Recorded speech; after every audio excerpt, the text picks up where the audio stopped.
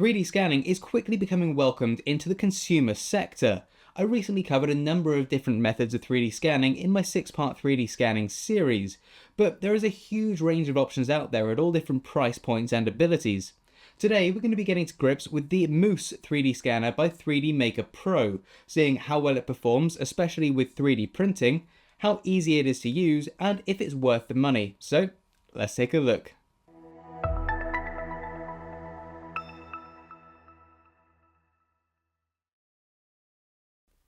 The Moose is a mid-range consumer 3D scanner currently available for $699 around £550, and offering some pretty impressive specs for that price. As we'll see later, it also has some optional extras which can set it apart even from some of its more expensive alternatives. If that's still too much for you, 3DMakerPro offers the Moose Lite for $300 less at just $399, about £320. For this quite significant saving, you'll sacrifice some resolution and accuracy and capture in black and white rather than full 24-bit colour, but the specs are definitely still on point. Today we're focusing on the more premium of the two, the Moose, but the workflow and user experience will be pretty much identical to that of the Moose Lite. The Moose can scan at an impressive resolution of 0.07mm, meaning that it can capture details that are almost 6 times smaller than a standard 3D printer 0.4mm nozzle, scanning with an accuracy of 0.03mm. This video is taking a look at the Moose, seeing how well it performs, especially with 3D printing, how easy it is to use, and what the general user experience is like. Whilst I will be taking you through the general workflow, this is not a tutorial, but I will be following this video up in the near future with a number of tutorials taking you step by step through every option and setting in the software and hardware to help you make the most of your scans, so make sure you subscribe so you don't miss them. The method of technology that the Moose employs is structured light scanning. This is where it projects a pattern onto the object in front of it, and then looking at how that pattern is deformed on the object's surface, it then calculates the shape and depth. As with most structured light scanners, the projection from this scanner strobes, so I just wanted to state a warning right now that throughout the rest of this video, there will be sections which feature strobing and flashing light. However, I have published an unlisted second version of this video with the strobing shots removed, which I've linked to in the video description. So if you can't watch strobing lights, head down to the video description to get to the video and then stop watching this video now. If the concept of structured light scanning intrigues you and you'd like to learn more about that and other ways and technologies that 3D scanners can work, check out my recent 3D scanning series, which I'll also link to in the video description. Now let's check out what the Moose comes with. It's available in 3 different combos, each including more accessories than the last. Today we're going to be looking at the standard combo, but I will be taking a closer look at some of the other accessories in future videos. In the standard combo, we have the scanner itself, and we have a power block with fold-out US pins. In this longer box, we also have an adapter to convert the plug into your local plug type if you're not in the US, a wrist tether, a bolt to attach it to various things, and the cable. The scanner has a good solid feel with a metal body and well-fitted plastic ends. I should mention, however, that this is actually the second Moose that I received.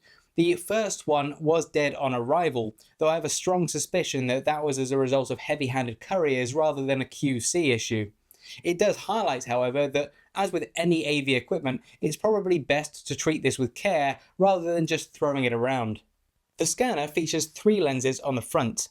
There's the structured light projector. This model uses blue light for this, whilst the Moose Lite uses near-infrared light. There's the depth camera, which captures the image of the projection reflecting off of the object's surface to determine distance and shape. And then there's the camera for capturing object's texture. This is surrounded by 4 LEDs to illuminate the object when scanning for colour. The Moose captures the object's texture in 24-bit colour. The Moose Lite follows a similar process, but with a monocolour camera.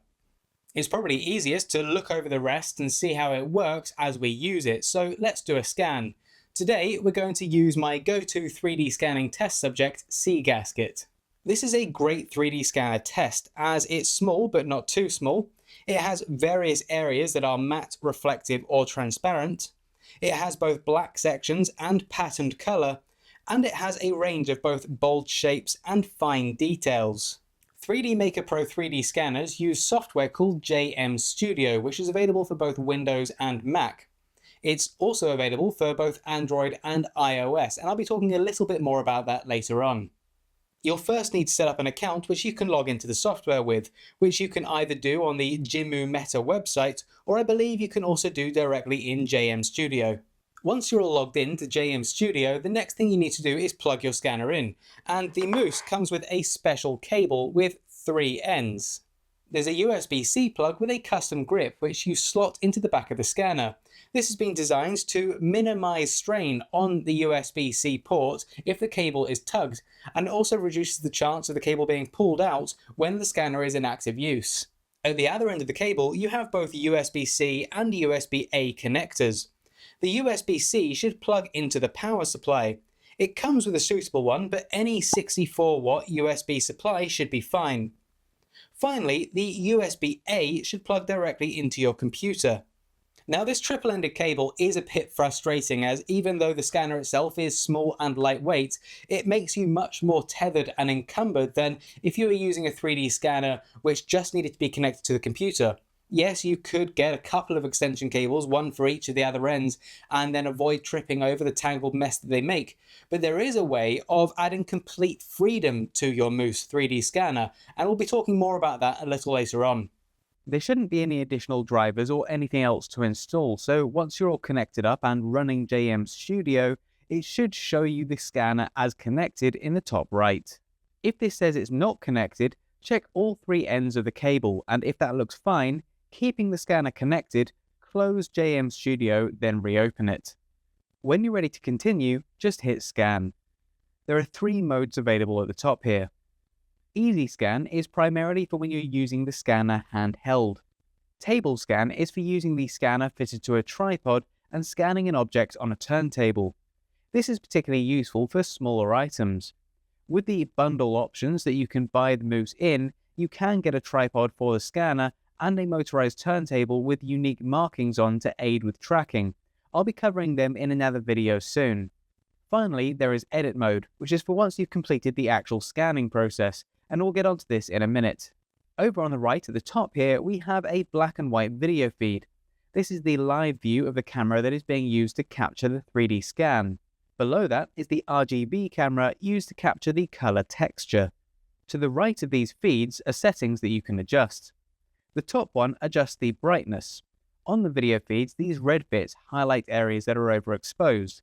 You want to avoid these, but equally don't want it to be too dark that it can't scan, so I'll just leave this here for now. There's a slider to adjust the sensitivity of the scanner, and you can also set the scan quality. And then there is SLAM mode. SLAM, or Simultaneous Localization and Mapping, is used for tracking and relative orientation of the scanner and the object it's tracking. You can have it track unique identifiable points in the object's texture, or you can have it track unique shapes in the object's geometry. If you're scanning a particularly smooth-faced object, providing it has a detailed texture, texture is likely a good option here. For us today, geometry is probably the way to go, as C-gasket features large areas of fairly simplistic texture, so the geometry is probably going to provide better track points. When you change SLAM mode, the camera feed will take a second to reload. The graph on the left here shows the relative distance of everything it's currently looking at. It shows if the scanner is too close or too far away to sufficiently scan, so you want to keep an eye on this whilst scanning and try to keep it at an optimal distance. This view in the middle here shows what the scanner is currently looking at, but once we start the scan by hitting Scan down at the bottom, this changes slightly. Now we get an area of green. This green area is what the scanner is actively looking at, and anything else in this central view is what has already been scanned. Now you'll have noticed soon after plugging it in that the scanner started strobing a light. This is projecting the structured light as I explained earlier, so each time it does this, it's taking a frame of data. Once you've started a scan, at the bottom here you'll see a live figure showing you how many frames have been captured so far. You may wonder why it strobes and isn't just a constant projection. This is for a few reasons, but primarily it's because it's projecting one or more patterns onto the object, And if this was constant, the texture part of the scan would also feature a mess of patterns all over it and ruin the color texture of the scan.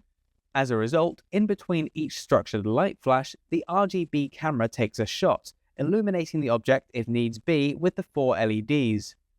This is one of the reasons it's important not to move your scanner too quickly. You want to slowly sweep it over your subject. The mousse scans at 10 frames per second, so you want to make sure that you've not moved too far between each frame.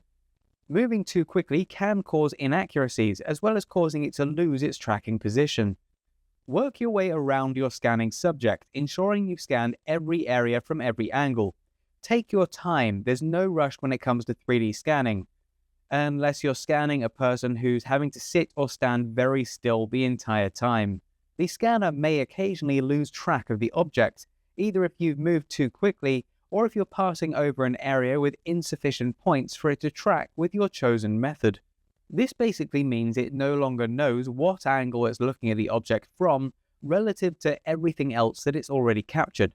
When this happens, the central display will stop moving whilst you continue to move the actual scanner, and it will say out of sight above the distance meter on the left. If it loses track, just move the scanner back to facing a part of the object that you know has already been covered during this scan. Give it a second and it should pick it up again.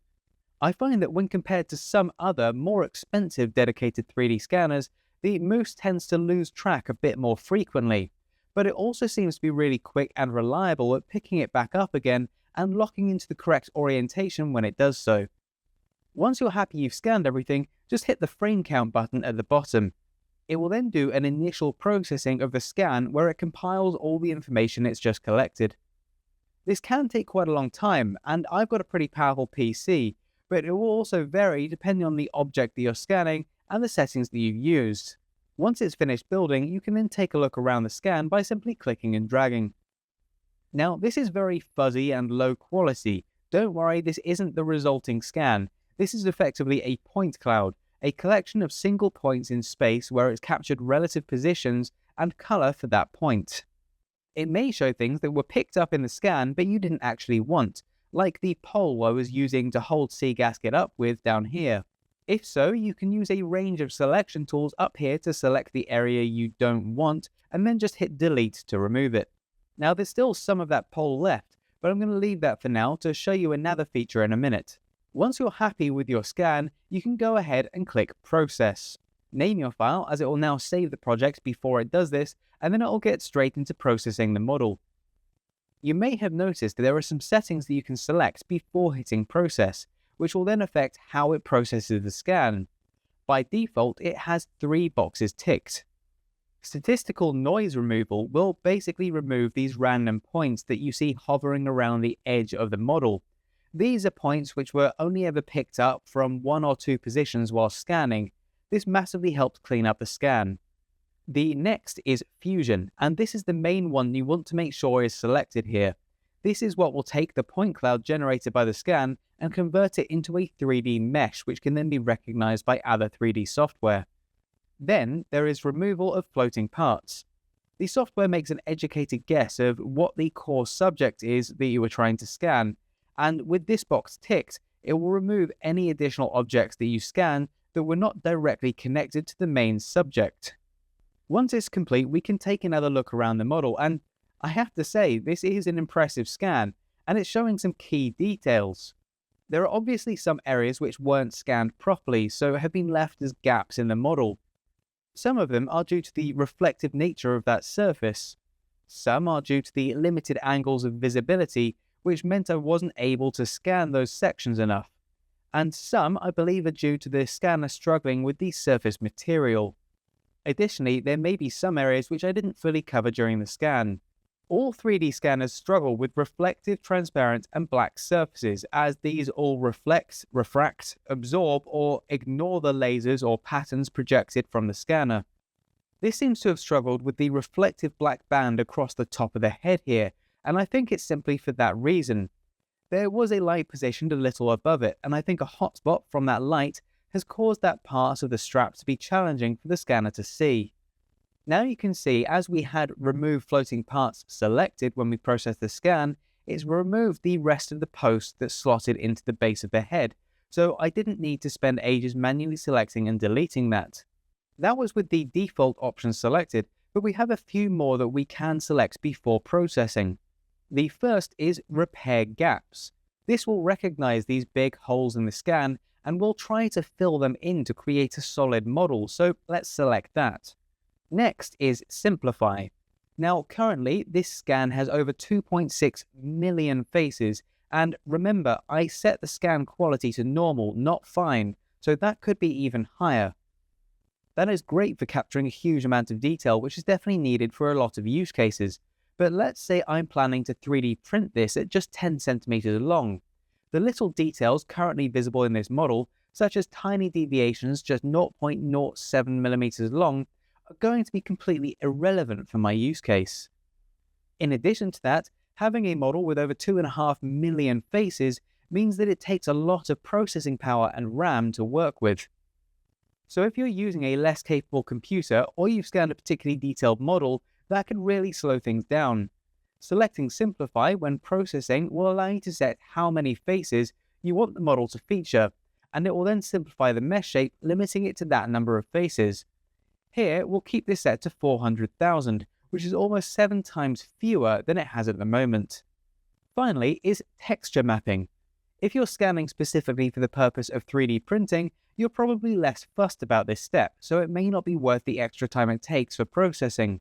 But if you did want it, this takes all of the texture data that was captured while scanning, merges it, and then applies it to the 3D mesh. So with all of these selected, let's now hit Process again. Once it's complete, you can now take another look at your finished scan. You can see that it's filled in the gaps, so there's no longer any holes in the model. I'm also really impressed with the color texture on this. I think this is actually the best color texture mapping I've seen of any dedicated 3D scanner I've personally used. There's obviously some inaccuracies with it still, but they are either on areas which were reflective or areas where the model didn't properly scan, like the section on the top strap. Once you're happy with the model, you can then export it as an STL, OBJ, PLY, or RScan. So, with that exported, let's take a closer look at the scan. For that, we'll be using Mesh Mixer by Autodesk, a great free piece of software for quickly inspecting and repairing 3D models. Let's reorientate it so we can take a look at it. The main issue with this scan I've already touched on in JM Studio, which are where it hasn't completely captured the straps, specifically the reflective strap at the top and the 2 straps down the sides of the face, which were partially obscured from 2 angles. Other than those, this scan looks fantastic. However, you may see some random lines, and here there is a flat plane cutting through the model. This can easily be fixed if we go to Edit and select Make Solid. Let's pop the quality up to full and update. And now we can see that that's fixed the problem. Honestly, I'm really impressed with the texture capture on this compared to other scanners I've used. It looks really crisp. Now just hit Apply to approve these changes. Now, doing this may strip the color off the model, as you've technically changed the geometry, which no longer matches the color texture scan. There is ways around this, but I'll be covering that in a future video. And for 3D printing, in 99% of cases, you won't really care too much about the color texture anyway. Yet. With the color stripped away, you can now see the amount of detail right in the geometry of the model, even after we've simplified it. There's a bunch of other tools in Mesh Mixer to fix other issues it may still have, but that's all we need now for this one, so let's export the fixed model. Now let's check out our final model in our slicer to see what we've got. Remember, this is after it's already been simplified. We stripped off around 80% of the details to make it a lighter and easier to manage digital file, and it still retains a huge amount of detail. There's definitely some mess on the valve at the front of the mask, but that's because part of it was transparent, which confuses basically any 3D scanner. There are ways to get around these issues with transparent, black, and reflective surfaces, which I touch on a bit in my recent 3D scanning series, especially in episode 5, but I'll be looking more into this in one or more dedicated videos in the future. I know I keep saying it, but I'm honestly really impressed with this scan considering how easy it was to do. Yes, there's definitely some issues with these straps not being scanned properly, and again, I feel that that's mainly down to them being black, slightly reflective, and in areas that are difficult to scan from certain angles. But really, especially for 3D printing, unless you're scanning something that requires explicitly minute details or extra large items, you probably don't need anything more than a moose can offer. Due to the way this scans, this is also dimensionally accurate, so every feature of this model is exactly the same size as the real sea gasket. Now, I'm not going to print this full size, but I would like to see how it comes out in a print, so I'm going to scale this down to 10 centimeters long and then see how it comes out. Other than these specific areas that we've already talked about, this has come out incredibly well, especially when you remember that Sea Gasket is chosen as a 3D scanning test subject because it has various surfaces which challenge every area that 3D scanners typically find difficult. Even after simplifying the 3D model and then it being simplified again to account for the resolution of the 3D print, there is still the text on the front of the mask and on the straps visible in this 3D print. You can just about make out the fur texture on the plastic face, although slightly less evident on the print than it was on the computer, and other than the missing sections of the straps, this is pretty much perfect. Other than a couple of hiccups when I was first setting up my account online before use, this is incredibly easy to use. You definitely have to go very slow while scanning as it can lose its tracking very easily, but when that does happen, it seems to be very reliable at quickly and easily finding its tracking point again, and not once did I have to completely restart a scan because it misaligned the tracking when it found it again. As I said, the quality of these scans is more than good enough for what most people are going to need for 3D printing, providing you're scanning medium-sized objects, say from a golf ball to a person, although there are ways of merging multiple scans to be able to scan a larger object if needs be. It doesn't have a huge amount of settings to adjust at the scanner level, but it does have all the essentials, which makes for a very easy workflow, and it's nice that they've included tools for removing unwanted areas, etc. The most frustrating thing about this scanner is the three-ended cable, meaning you're going to be tethered to both a computer and a separate power supply at the same time, with a relatively short cable. Now, you could get both a USB-A and USB-C extension cables to cover both ends, as the end that goes directly into the scanner is a proprietary design to prevent bending the cable and connector. However, the Moose has a partner in crime which can completely transform this whole area, and it's the main reason that I wanted to check it out. The primary issue with most dedicated 3D scanners is that they need to be tethered to a computer at the very least. 3DMakerPro, however, sells an intriguing accessory for their 3D scanners, the Smart Grip. It's a handle which you connect your 3DMakerPro scanner to along with your mobile phone. Needing no external cables, it gives you complete freedom to scan wherever you want, with no need for a computer or mains power on location. This is a game changer for high-resolution 3D scanning accessibility. I'm going to be covering that in another dedicated video very soon, looking at the mobile app available for both iOS and Android, the portable functionality of the Smart Grip, and if there's any trade-off for not being tethered to a computer, so make sure you subscribe so you don't miss that. For the price, I definitely say this is worth heavy consideration if you're in the market for a 3D scanner. The Moose had a very easy user experience and there wasn't a huge learning curve to get over. There's definitely things that you can learn and get better at to improve the quality of your scans, which I'll be covering in future tutorials, but I feel that most people will be able to go from unboxing this to having a print-ready scan in no time at all. The CR Scan Otter by Creality, which I've covered before, is a fantastic 3D scanner. It does offer higher resolution and accuracy, more capable software, and feels like a more premium unit. But I feel like the texture scanning of the Moose is actually the better of the two. It has a simpler user experience, and most importantly, it's significantly cheaper, putting it in a different price bracket. They're both great depending on what you're after, but for the price, the Moose is hard to beat. And that's not taking into consideration the Smart Grip, which, as I've said, is a real game changer, and I'm looking forward to producing the video on that real soon. Now, I've just taken you through the general workflow of how to use a Moose 3D scanner, but there was more to give you context of how simple it is to use and to give you a general overview of its capabilities. This video isn't intended as a tutorial, but I will be releasing a number of tutorials very soon, taking you step by step through the software and hardware, looking at every option and teaching you how you can make the most out of your scans, so keep watching for them. In the interest of full disclosure, 3D Maker Pro did send me this Moose scanner to test out, but with no prerequisites. This is not a sponsored video, and as with all of my videos, they had absolutely no control or influence over my content. They benefit, regardless of what I say, from their product having screen time, and we benefit from me having access to their kit to bring you an honest and impartial, vicarious experience of the scanner and software. If you're new to my channel, I generally focus on 3D printing and maker tech, and as I mentioned earlier, I recently published a 6-part series on 3D scanning, so if you enjoyed this, definitely go check that out. I'll pop a link in the description below. If you found this video useful, please do hit the like button and subscribe so you don't miss my future videos. If you really enjoy my videos, you can become a channel member, supporting me to make more content like this, and getting yourself some bonus goodies like early access to my videos and a members discount at 3drevolutionstore.com. Just hit join below any of my videos and follow the instructions. Either way, thanks very much everyone, and until next time, happy printing. You may like the intro episode to my recent 3D scanning series where I cover a brief history of 3D scanning, dating back a lot earlier than you may think.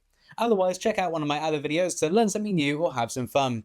Thanks very much everyone, and until next time, happy printing.